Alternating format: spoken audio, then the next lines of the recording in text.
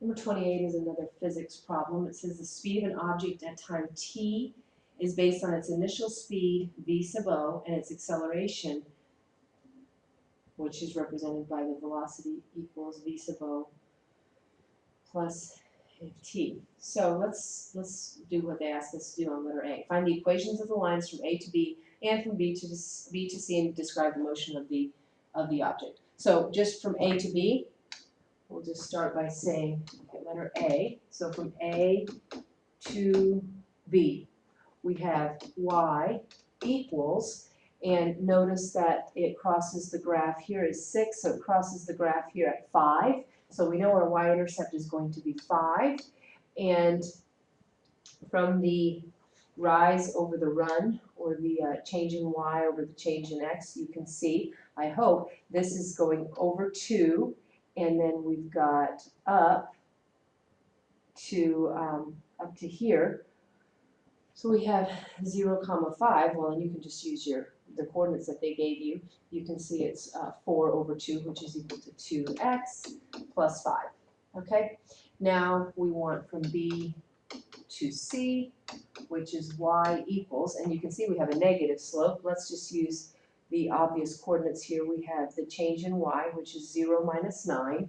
I'll actually write that down here, 0 minus 9 over, and that will get us the proper stuff here, 20 minus 2, which is 18.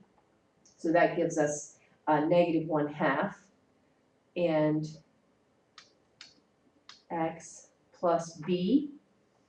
And some of you are going to be able to see it, but notice that we're going over 2, up 2, over 2, up 2, over 2, up 2, so that would get us here at the y-intercept would be at 10. You could also calculate it algebraically if you'd like, but I'll just write that here. Y is equal to negative 1/2 x plus 10. So we have our A to B and B to C lines. It says describe the motion of the object. Well, the motion of the object from A to B is that initial speed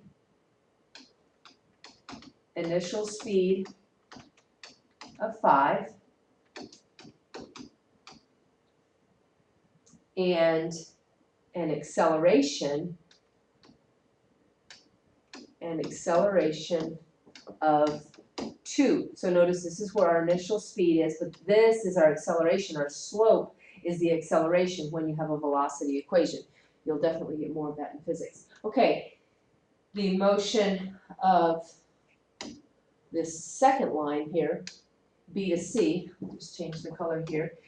It says, well, obviously up here it stopped, okay, and it was going for 2 seconds. You can see here that it was accelerating for 2 seconds, and then it has a negative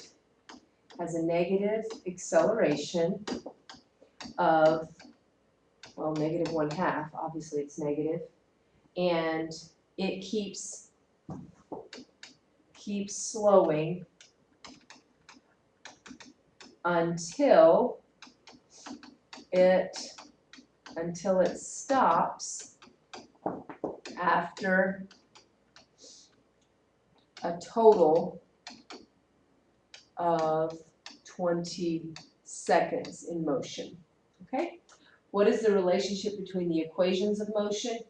Well, I hope you can see rather quickly that they are perpendicular to one another.